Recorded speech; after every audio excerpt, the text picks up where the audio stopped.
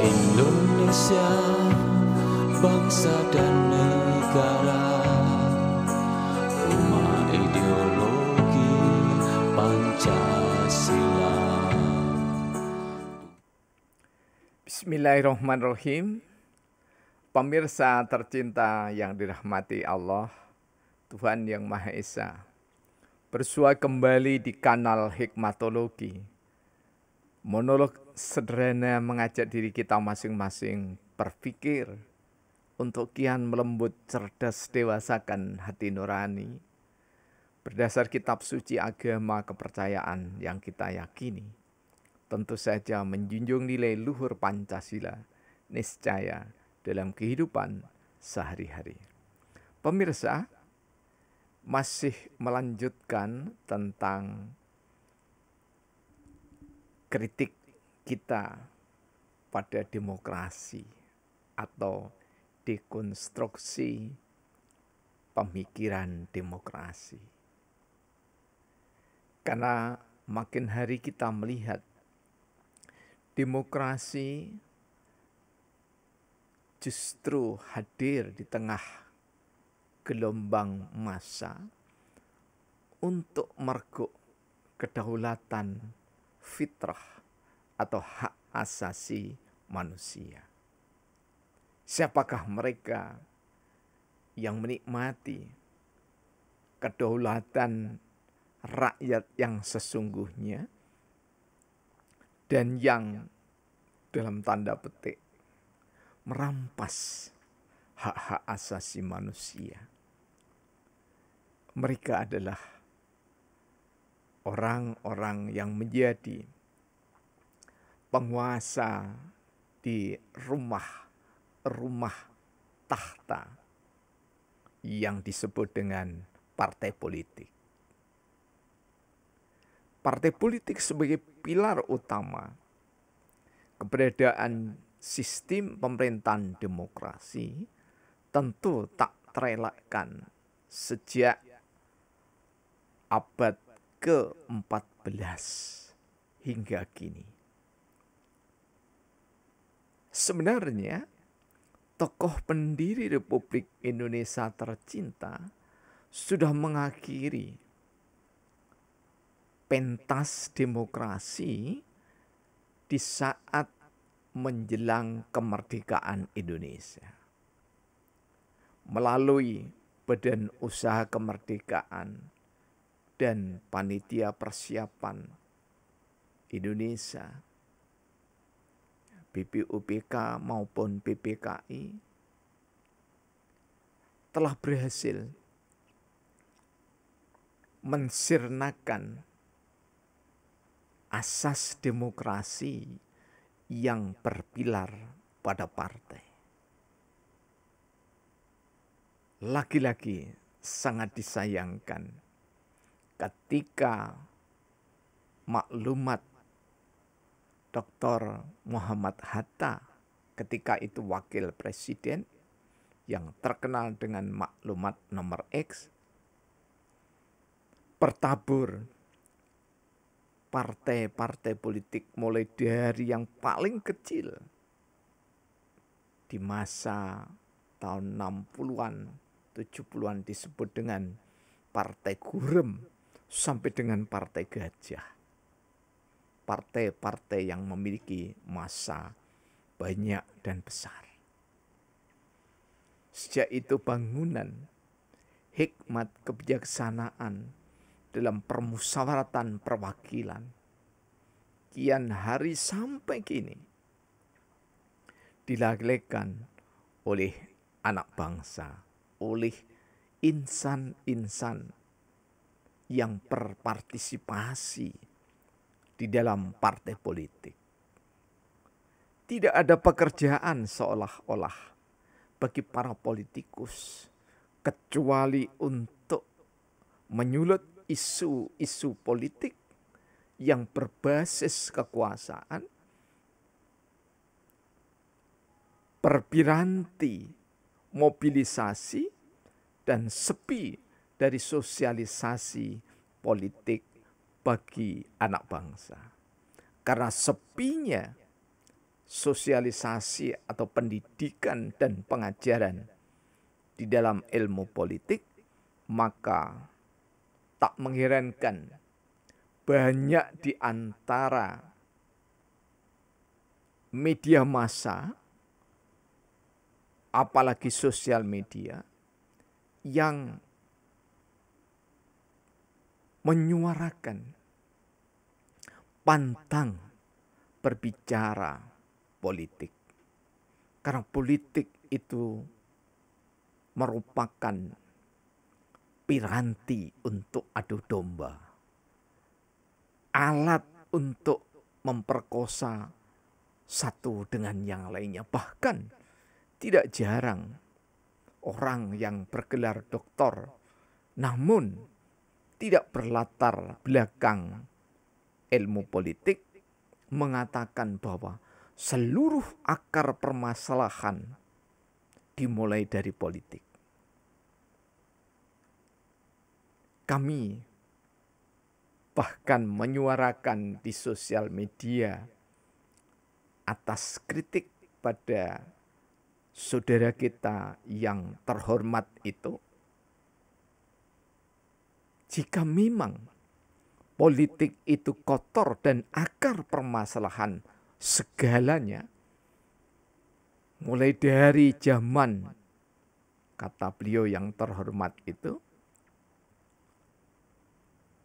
pasca kenabian Rasulullah Muhammad SAW hingga kini, maka kami menyarankan sebaiknya Gus yang terhormat itu, karena juga sangat dekat dengan pintu-pintu kekuasaan, menyarankan agar sekolah tinggi ataupun fakultas yang di dalamnya ada ilmu sosial dan politik diusulkan untuk dibubarkan. Mengapa demikian? Karena jelas-jelas beliau tidak belajar ilmu politik, namun mengkritik ilmu politik. Hal yang seperti ini sangat disayangkan. Karena sejak perang pra-kemerdekaan, perang kemerdekaan, perang mempertahankan kemerdekaan, semua dimulai dari keputusan-keputusan politik. Keputusan-keputusan yang arif, keputusan-keputusan yang bijak, keputusan-keputusan yang di dalamnya para tokoh anak bangsa memiliki sifat-sifat terpuji dan mulia untuk memperjuangkan kemerdekaan Indonesia, mempertahankan kemerdekaan Indonesia, dan mengisi pembangunan Indonesia dengan keputusan-keputusan politik. Jika kita mencoba membaca satu saja dari peraturan perundang-undangan yang disahkan oleh pemerintah atas pertimbangan Dewan Perwakilan Rakyat Republik Indonesia, maka cukup dengan membaca satu peraturan perundangan. Itulah keputusan politik.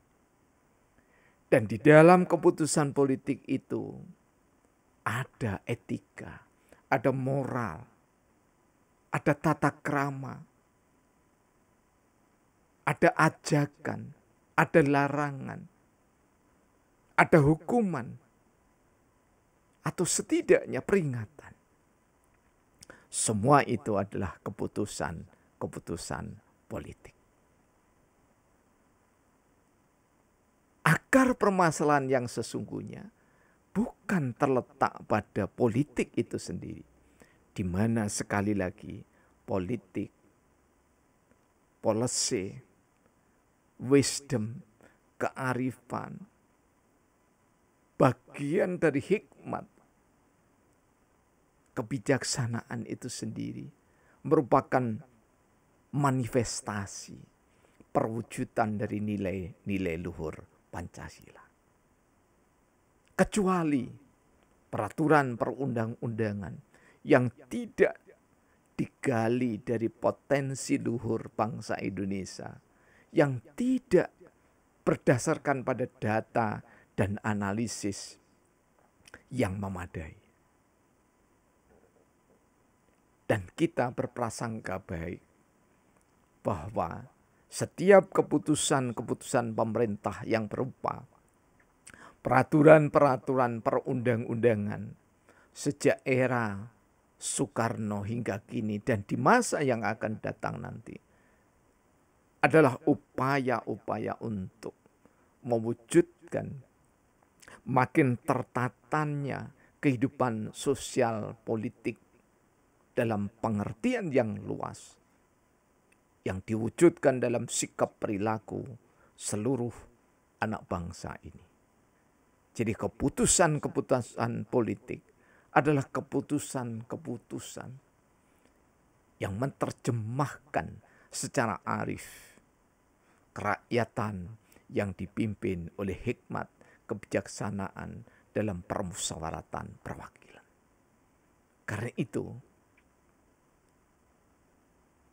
hikmatokrasi mengajak anak bangsa semuanya untuk kembali meniti jalan di mana jalan ini sudah dirintis, pernah dijalani menjelang kemerdekaan sampai dengan awal pemilihan umum pertama.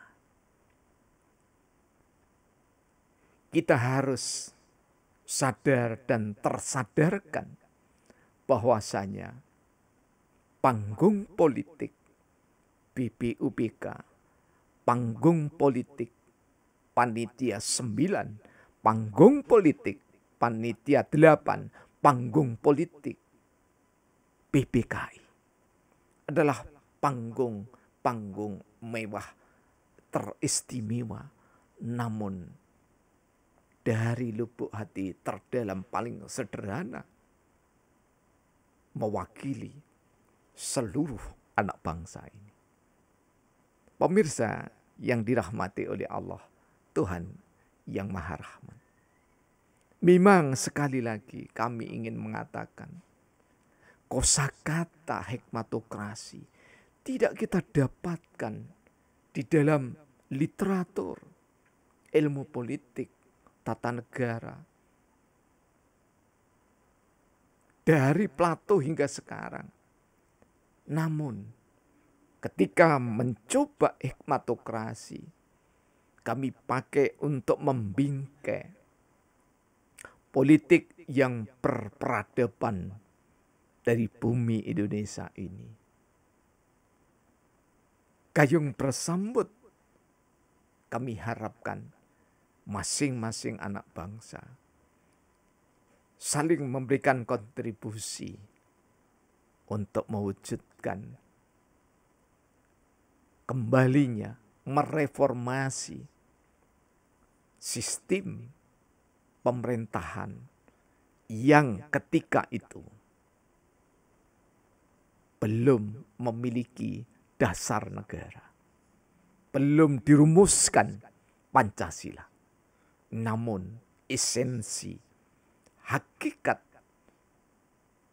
dari nilai-nilai luhur Pancasila itu sudah mampu diterjemahkan dan mampu meneladani kehidupan generasi setelah generasi Supomo, setelah generasi Muhammad Yamin, setelah generasi Soekarno, setelah generasi Kahar Muzakkar, setelah generasi Ki Bagus Kusumo, setelah generasi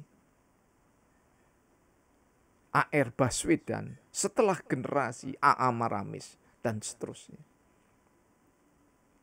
Menjadi niscaya kita merumuskan teori berbasis nilai luhur Pancasila untuk kita tawarkan pada dunia.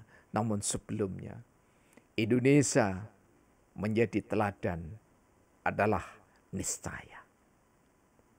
Semoga sentuhan singkat ini mampu untuk menjadi pelecut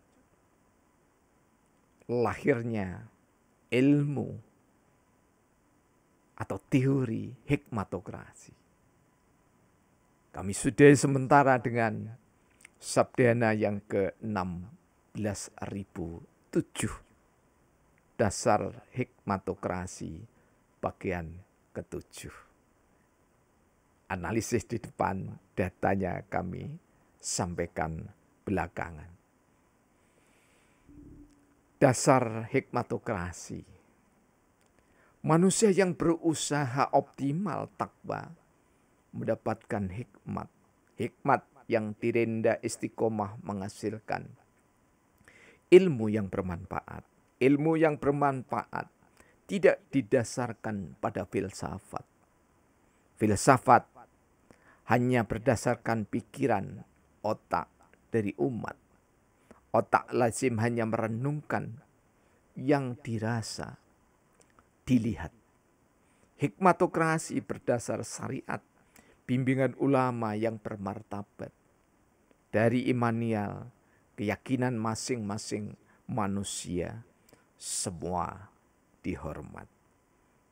Kampung Celaket, 26 Juli tahun 2022. Ketika kita bicara hikmatokrasi berdasar syariat, maka yang kami maksudkan adalah berdasar pada kitab suci agama masing-masing dan kepercayaan masing-masing anak bangsa. Ketika kami mengatakan bimbingan ulama, maka yang kami maksudkan adalah bimbingan dari rohaniawan, tokoh-tokoh agama dan kepercayaan yang ada di Indonesia. Semoga bermanfaat. Kurang lebihnya kami mohon maaf. Alhamdulillahirabbil alamin.